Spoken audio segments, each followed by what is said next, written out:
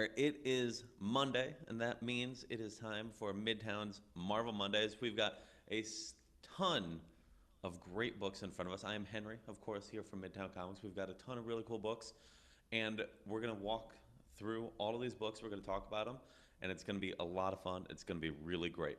So, we're going to get started right up here. We have Uncanny Avengers issue number 29. That is right, 29 issues of Uncanny Avengers. Of course, that's for the latest series. You know, if you add them all up, it's probably at about 50 plus at this point. But Uncanny Avengers is a lot of fun. This is Jim Zub writing it. Very cool stuff. And you'll see right on the cover, we've got the Juggernaut. Now, I don't know about you guys, but I'm a big Juggernaut fan. Juggernaut's one of my favorite Marvel villains overall. When I was a kid, that was one of my first exposures to the X-Men, was seeing them facing off with the Juggernaut. So every time he pops up, I get excited.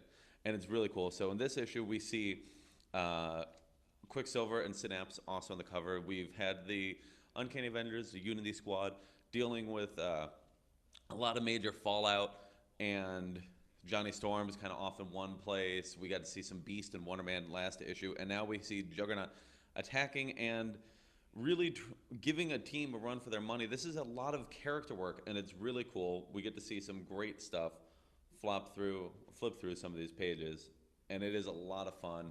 A lot of focus on Quicksilver, which is really great because, of course, Quicksilver has been with the Uncanny Avengers for a number of years now.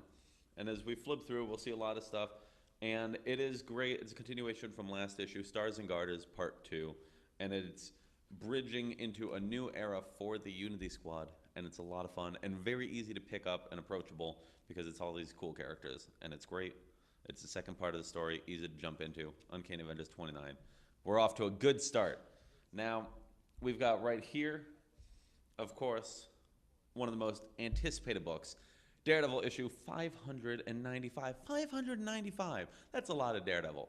A lot of cool stuff. Of course, we had Daredevil himself coming by last week. Charlie Cox came in just so he could pick up the new issue because he was that excited, and it was very fun. And we're showing off this nice lenticular cover here by Elizabeth Torque. And you'll see that is the Kingpin looking very menacing because, of course, this storyline is called Mayor Fisk. That's right. If you guys were reading Doctor Strange, or maybe you were reading the Kingpin miniseries that ran a little while back, you know that Wilson Fisk has been building himself in the world of New York City, and now he is mayor, and that is not a good thing at all. Of course, it is a very good book that we get to see Charles Soule and Stefano Landini, and just flip through and show that this completely rocks the world of Daredevil, as now Matt Murdock has to face off against the Kingpin, but the Kingpin's kind of got the law on his side. He's kind of the good guy in all this, because he, got elected. The people chose him, and it's very interesting to see what Mayor-elect Kingpin has in store for him. Of course, it's not going to go well for Daredevil, for, the devil of Hell's Kitchen, as it were. And it is a really cool issue, and it's a really good way to jump into Daredevil if you guys are a fan of, Daredevil on Netflix, or if you like the Defenders series and you just want to check out the book. This is a great jumping on point, and it's meant to be completely approachable. And it's really cool to see Daredevil kind of entering the new Marvel Legacy era. Some crazy stuff going on in his life, and it's pretty cool. And Charles Soule's been on the book for a little over 2 years now, so he knows what he's doing, and, he used to practice law himself. So this book has a air of authenticity to it, and it's very good. Now, as we continue down, we've got Despicable Deadpool issue 289. That is a lot of Deadpool, and this is the third part of Deadpool Kills Cable, and that is a very accurate name. So if you guys read part one, you saw Deadpool going crazy on Cable, taking him out, trying to actually basically kill his best friend. And it's crazy and it's violent, and Deadpool ends up ripping off Cable's arm, and then he ends up ripping off his own arm, and it's this whole crazy hullabaloo. But then last issue, just if you're watching, there will be some mild spoilers throughout this. So if you didn't read last issue, Cable gets his revenge and then some. Cable gets all in on Deadpool, and this issue, finally, the two of them are trying to kill each other slightly less, trying to maim each other, there's only some dismemberment, but this issue is really cool because it actually has them facing off with Strife, who of course is Cable's clone. It's like Strife is really 90s. Strife is like, let's just take one of the most 90s characters that there is, Cable, and let's make an evil clone of him. And Strife is awesome, and he is really cool. And seeing how he's been the one who's set Deadpool onto Cable. He's the one who sent out Deadpool to kill Cable, and now we get to see the two of them kind of going, hey, you know what? Let's just kill that dude instead. And it's very cool, and it's very good. Jerry Dugan and Scott Koblish have been doing a great job on it. Now, as we continue down, we get to one of my personal favorite heroes in the Marvel Universe these last couple years. That is Sam Wilson, the Falcon. And Rodney Barnes is doing a really good job on this book. This is the second part of Take Flight. And so this issue, we get to see, Falcon kind of had a bit of a status quo shift. A few months ago, he was still Captain America, but now he's Falcon again. Now he's patrolling the streets of Chicago, and he's got his own sidekick, Patriot, who we got to see in the Secret Empire event and in the Sam Wilson book before this. But they might be in a little bit over their head because they are facing off against, you could see him on the cover, looming in the shadows, but you could see him here too, Blackheart. That is right, Blackheart, who is pretty much one of the most evil characters in the entire Marvel Universe. He is literally like a demon. He is, the son of Mephisto, and he is out to get power. He has been unacknowledged by his father, and he's like, hey, man, if you're not going to acknowledge me, I'm just going to, you know what, screw it. I'm going to take over this whole planet. I'm going to make everybody rip each other apart. And so there's a lot of issues with gang warfare, and the police cannot handle anything. And it is really cool because we get to see some other heroes popping up. You can see right here we got some Jericho Drum, Brother Voodoo popping up, and I like Brother Voodoo. Brother Voodoo is a very cool character. Got a double dose of him because he's in Uncanny Avengers as well, so that's pretty cool. And very interesting stuff here where we get to see that there's going to be a lot of things going on with Falcon, with Sam, and him kind of going, you know what? I can't play by other people's rules. I got to play by my own rules. And that's what I really like about Sam, is Sam, is kind of a man who's trying to work within the system, but he acknowledges the flaws of the system that is around him. So because of that, he'll actually take on systems that he doesn't think are working. And right now, when the cops are like, Falcon, you're just making things worse, he's like, you know what? I'm the only one who's trying. And it's very good, and it's very cool. Rodney Barnes is doing a great job with this book. Check it out. Now, Falcon's got a lot of heavy stuff going on. It's got a lot of demons and monsters and all this crazy stuff. In a completely different direction, we have Gwenpool. And so this is Gwenpool issue number 22. Christopher Hastings is really having a lot of fun. Guri Hurry just doing the cover for this one. Irene Skriskowski on the art for this. And this is really cool. So this double page spread pretty much summarizes this entire issue. Gwenpool decides, hey, you know what I'm going to do? I want to be an Avenger. Well, how do you become an Avenger? You beat some top-notch villains. I'm going to fight Dr. Doom. That is a terrible idea. That is the worst idea you could possibly have, facing off against Dr. Doom. But, she's stubborn. Gotta love her. She's very stubborn, and she's going to face off against Dr. Doom. But what I really like about Gwenpool, so Gwenpool is obviously a play on, Gwen Stacy, and a play on Deadpool and all that stuff. But if you could see right here in the bleed space right here, in that empty space, they're really breaking the fourth wall hardcore on this book. This book is having a lot of fun and acknowledging that it is a comic book because, of course, Gwenpool comes from a world not unlike our own where she grew up on comic books. So she knows all these heroes and all their adventures. And so she is actually playing around with the very medium of comic books. And there's some crazy stuff. And I'll just show you this right here. She literally leaves reality. Gwenpool is jumping outside of space, outside of time, and it gets really cool, really creative, and it's a lot of fun.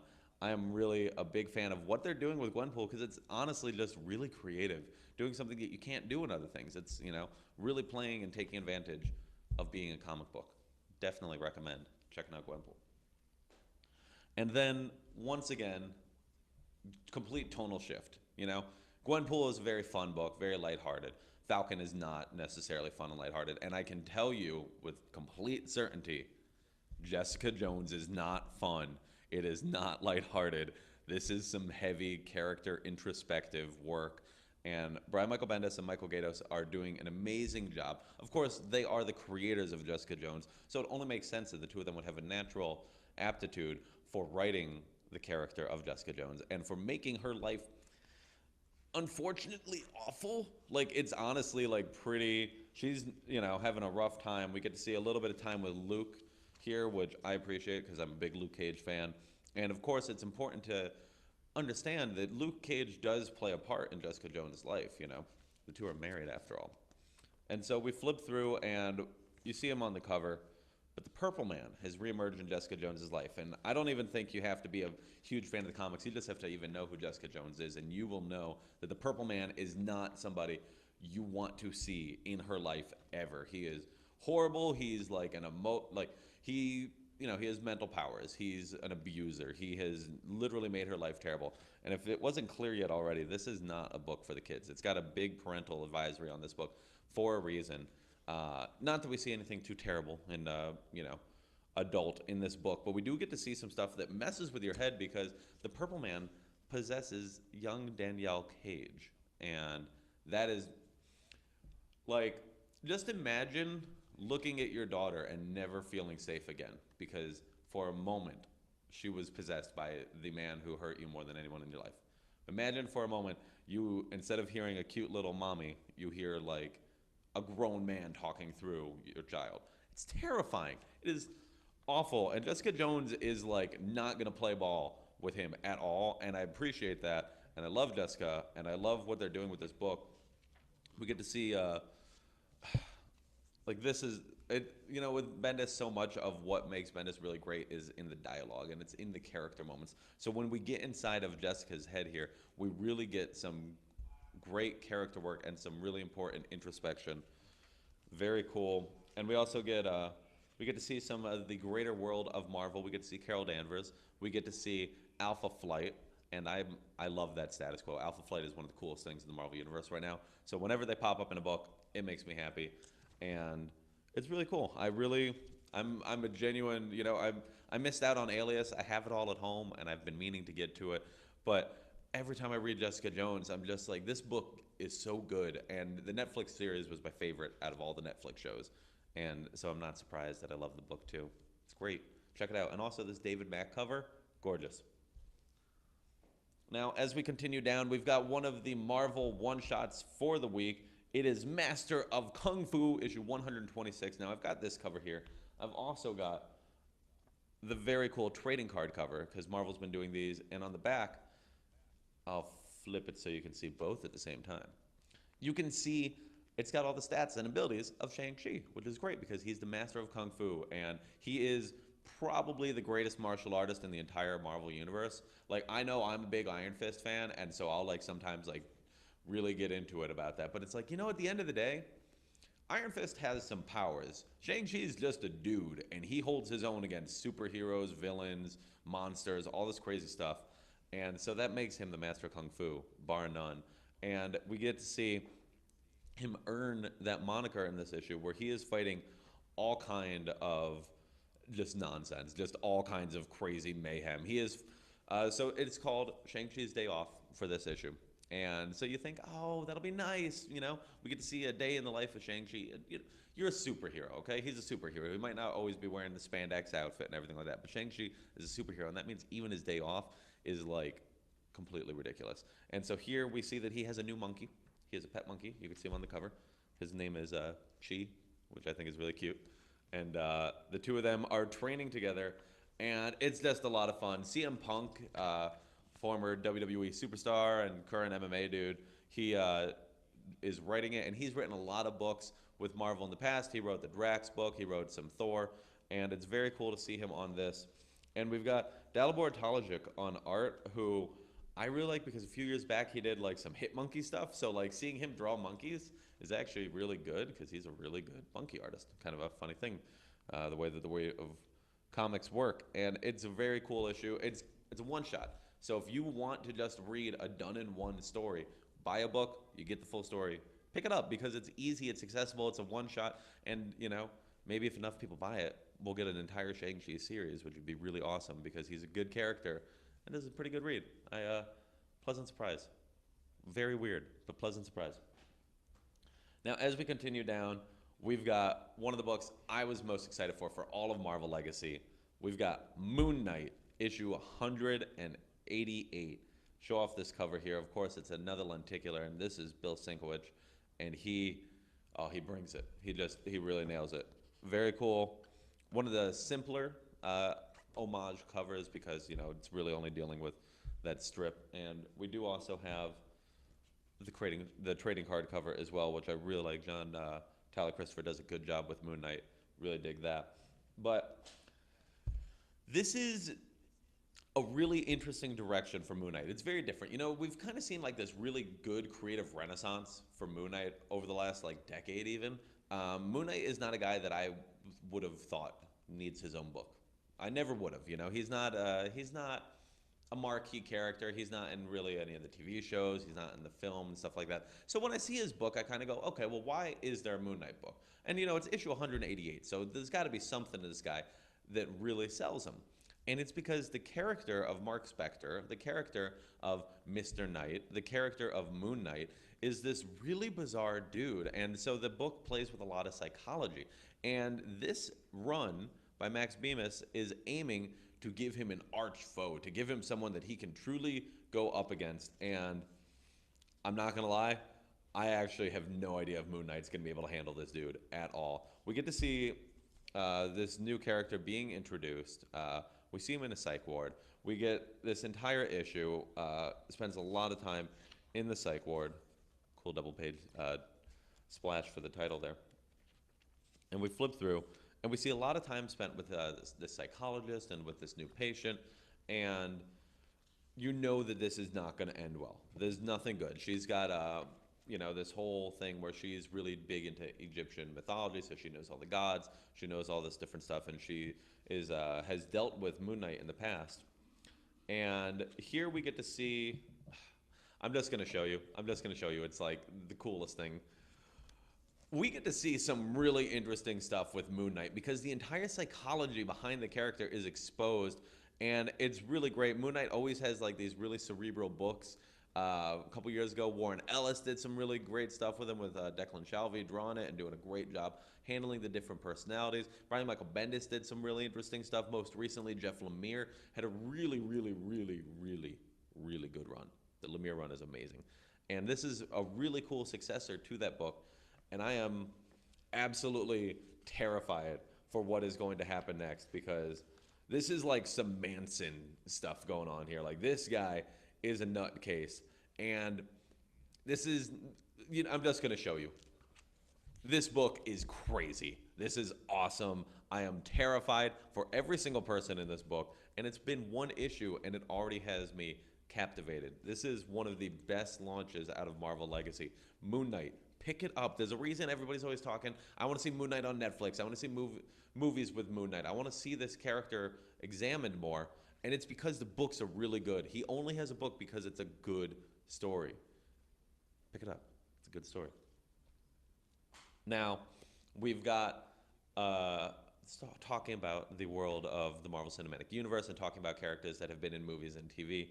We've got the newest issue of Royals, which of course features everybody's favorite Inhuman royal family. And you'll see Medusa here on the cover. I also think this is a very clever cover. Javier Rodriguez does a great job on it. And we get to see, since Royals has begun, Royals has been dealing with multiple timelines. It's been dealing with the story of the last Inhuman ever, and it's had flashbacks to the present day. I guess more like present day and then flash forwards. And so we get to see Flint, who's had a major overhaul these last couple issues, and now we're facing off against the progenitors, the progenitors. I'm not sure how it'd be pronounced. That's one of the things. You read a book and you know how it reads, but you don't know how to say it. Led to a very funny story with me when I first tried to pronounce the word asylum. And very cool book, very good stuff. And we get to see the Kree. The Kree obviously made the Inhumans, but who made the Kree? Who could possibly have done that? And we get to see And just to give you an idea of the power of these guys, if you thought that the Kree were somebody you don't want to mess with, these guys are on that next level. And it's really crazy. It's almost like facing off with a Celestial. They're in that like power scale. And it's really interesting to see what they do. We get some really great stuff with Maximus the Mad here, who is a great character and one of the coolest Inhumans. And here we really get to see some good spotlight. But the entire family really does a great job together, the royal family. You know, we get a little bit of Marvel Boy, and I'm a big fan of Marvel Boy. I am really, really curious and intrigued about what's going on with Flint, because if you guys can see here, Flint's mutation is growing and encapsulating his entire body in crystal form slowly over time. And that's really cool because it completely changes the character, and it really makes me worry. I don't know if he's going to make it out of here. You know, that's the whole thing with this. They keep doing these stories talking about the future, and they come back to the past. We know one of them's not making it back. The entire Inhuman royal family is not coming back. This is a one-way trip for somebody. So who could it be? And maybe now the evidence is kind of making it look like things aren't going to work out too well for Flint. But at the same time, we know Medusa's sick. So like this whole thing, I'm very curious and very concerned. The Inhumans are very cool, and we're going to be losing somebody along the way. Very curious to see who it is.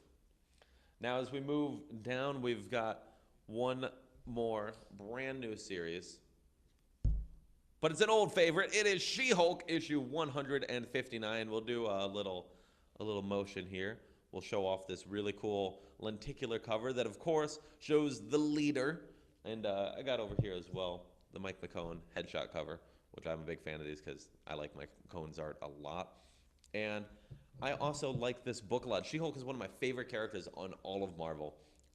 She's probably one of my top fave superheroes in all of comics. And Mariko Tamaki and Jansen Lindsay tell a really interesting story where, you know, we're spending a lot of time. I'm going to flip to some of the action shots. We spend a lot of time with Jen Walters, and we get to find out a lot about her. Of course, we've been reading, you know, she's kind of got some PTSD going on. She's been dealing with a lot of stuff that really messed her up in the fallout from Civil War II. And now she's really come to terms with a lot of that. But it's not like a walk in the park for her. So yeah, we'll show off this Hellcat page because Patsy Walker, of course, is her one for Best Pals. And so we get a lot of Patsy, which makes me really happy. And we also see that Jen kind of not looking too great here. Let's be honest. She's got this like creepy stalker lady who's obsessed with her and knows like all the details about her life, and like they even make little jokes about how she's been collecting like hair samples from her garbage and stuff like that. And of course, this all leads to the return, because you saw him on the cover, so it's not a spoiler, but the return of the leader. The man with the worst hairline in all of comics, easily, but one of the highest intellects. And it is really cool seeing the leader pop up again. Of course, he's gone toe-to-toe with the Hulk. He has faced off against She-Hulk before. I really liked when they faced off in the She-Hulks, plural, miniseries that they did, like, God, it was 7 years ago now. 7 years ago was World War Hulks. That's crazy. And this story is really cool, and we get to see some good leader stuff. Leader's had some crazy things happen with him over the years. He was Red Leader for a while. It was this whole thing. But very cool, and I'm a big fan of what they've been doing with Hulk and She-Hulk because she's one of my faves, and check it out. Now, we've got another great returning series. We've got Spirits of Vengeance, issue number 2, and you see them right here. We've got Johnny Blaze, we've got Hellstrom, we've got Satana Hellstrom, and we've got Blade. And this is a really interesting series where we get to spend a lot of time with these, I guess you can call them heroes. They're really anti-heroes, you know, because they're all the like grimdark characters from the 90s where they're like, yeah, let's summon some demons to fight our problems. And the book is really cool. Victor Gischler has done a number of books over the years where he's focused on this weird dark side of Marvel, going back years and years to when he had the X-Men fighting off against vampires and stuff like that. He's always had a knack for doing the weird mystical side of Marvel. And now we see that things are not looking too good for the world of man, because Johnny Blaze and Hellstrom, if they have to team up, like if you have Damon Hellstrom and you have Johnny Blaze, and they're like, you know what, let's put aside our differences to try to like stop the planet from like getting destroyed.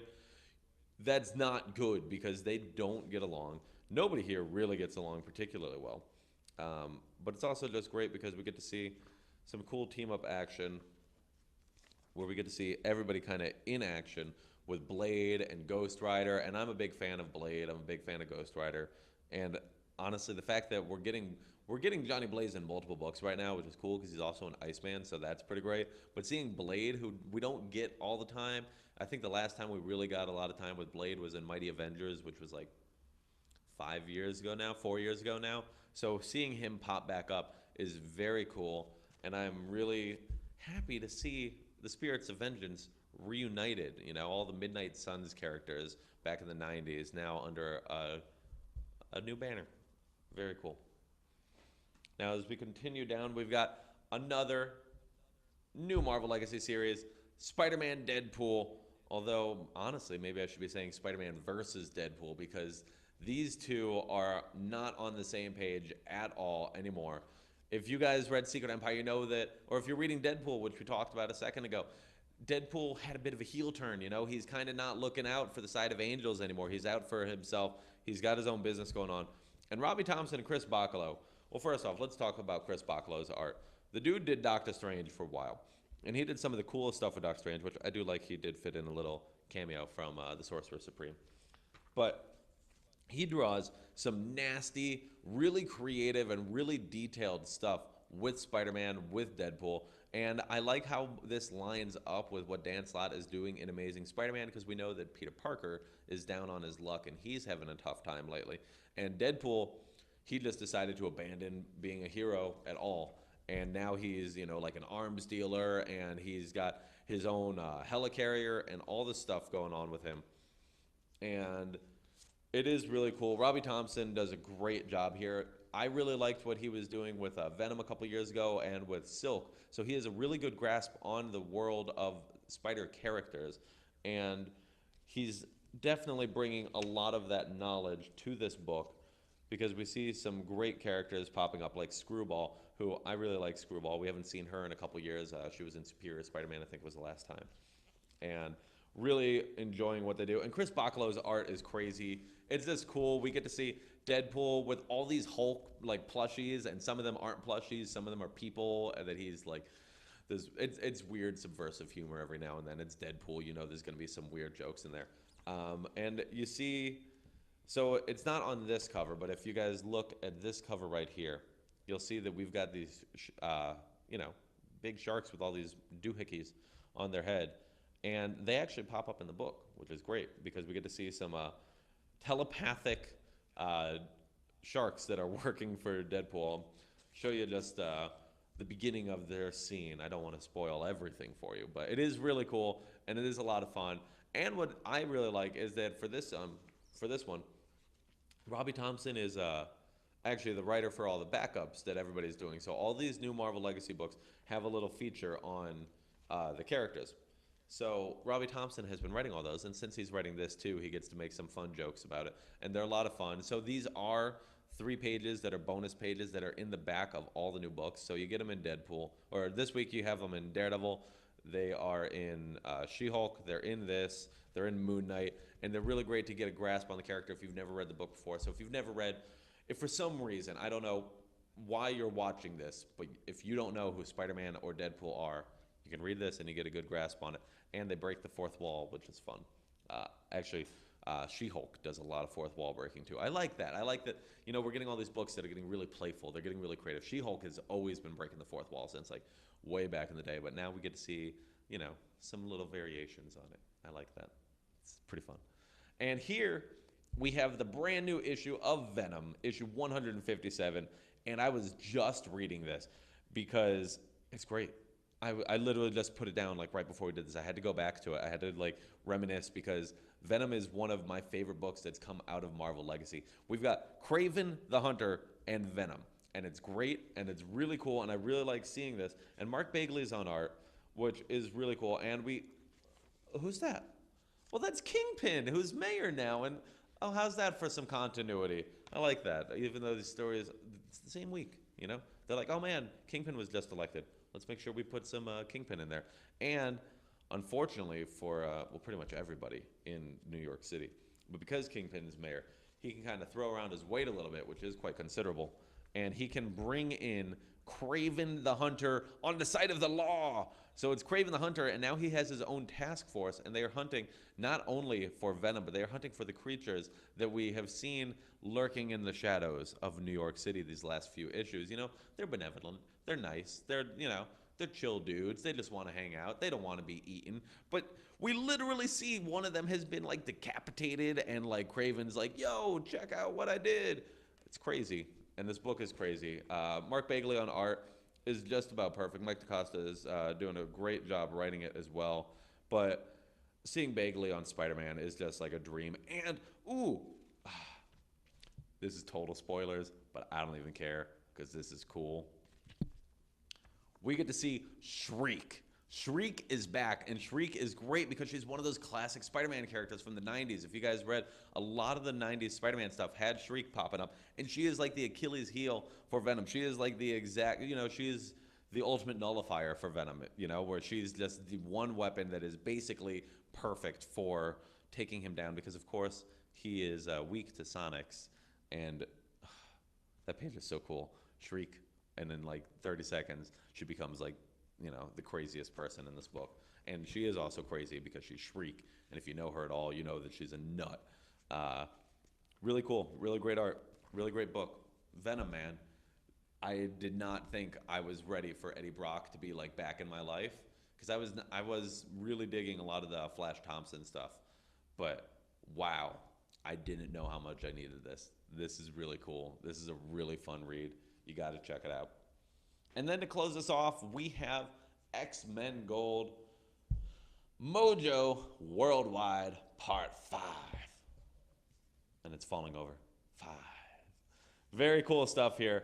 Mark Guggenheim's been doing a great job. And this issue, we have Diego Bernard on art. And, dude,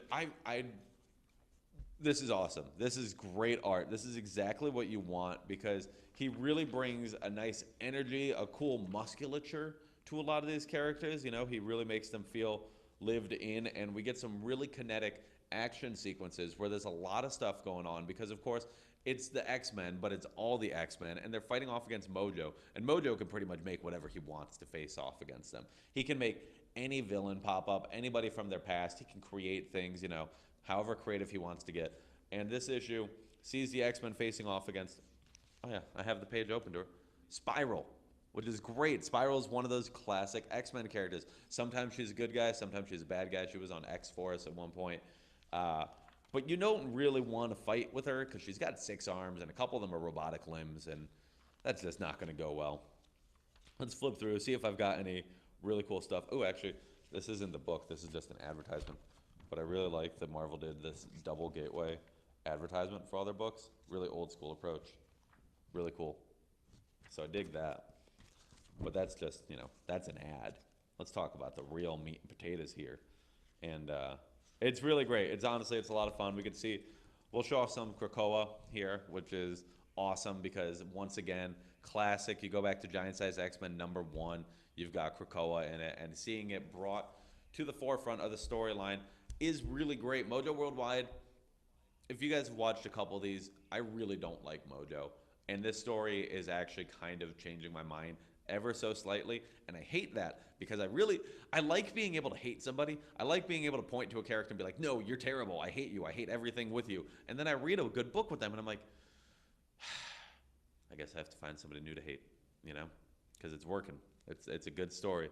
And now we've got some crazy stuff in the future of the X-Men because, of course, we have, the Phoenix Resurrection is going to be coming out soon. We've got the return of Excalibur in the upcoming X-Men Gold Annual. And now we know that there's going to be X-Men Red, which is going to be a team, I assume, led all by Jean Grey. News to still file in. We're still waiting to find out some of the buzz on that. But these X-Men books have been really great. Ever since Resurrection, I'm loving what they're doing. And X-Men Gold and X-Men Blue, their crossover right now is really great. It's a lot of fun, and I'm really digging it. So That's what we've got in front of us. We've got a lot of stuff, and there's different flavors for everybody. I'm not going to lie to you. I'm not going to tell you that every single book is perfect for you. You can read them all. Maybe you'll like them all, but you're going to like more of them than you will like others. And so, if you want something dark and you want something that's really character heavy, pick up Jessica Jones. Jessica Jones is great. It's really cool. It's got a good female lead and it's a fantastic series, and I've really been a fan of this book. And if you want something else, there's also Falcon. Those are both two dark books that are really fun and really, well, not fun, but they're really engaging. They're good stories. They're character-centric narratives. Then there's stuff that's just wacky and crazy, and that's your Deadpool. Deadpool is crazy. If you guys haven't read Deadpool ever, Jerry Dugan is doing the best run probably of all time. And I was a big fan of the Daniel Way stuff for years, so I didn't expect to enjoy something as much as that, and I definitely am. Despicable Deadpool is awesome. And then there's also some really cool stuff going on. If you want more of a traditional flair, Venom is great. Venom has all the classic stuff that you want out of a Spider-Man book, and it really is playing with the world in one of the most creative ways. I'm really digging that. And we've got some cool stuff with Spirits of Vengeance is great, good fun, lots of cool stuff. Oh, and Moon Knight. Buy Moon Knight. Whatever else, buy Moon Knight too, because Moon Knight is awesome. And this is going to be, you don't want to miss out on Moon Knight. Every time he has a new book, people are like, oh yeah, it's always, I'll get around. No, get around to it now. Get in on the ground level, because Moon Knight is going to be awesome. And I already love it. I'm already in love with it. It's one of my favorite Marvel Legacy books. It's like this, Iron Fist, and Captain America are probably like my three favorites. And then Venom right behind that, like some of my favorite books that are coming out. Check it out. Check out some Marvel Legacy books. Swing by. We've got a whole new slew of books that'll be out this Wednesday, and we really want to see you guys. So come on by, pick up some books. Comment if you like these videos and let us know what you'd like to see us talk about. If you want to see me talk more about the books in depth, if you like when we have special guests, because of course we've had a couple special guests in the past. So whatever you guys want to see us doing in these videos, tell us so that we can apply it, so that we can make you happy. And if you're happy, we're happy, and everybody's happy, and that's what we want. So thank you for tuning in.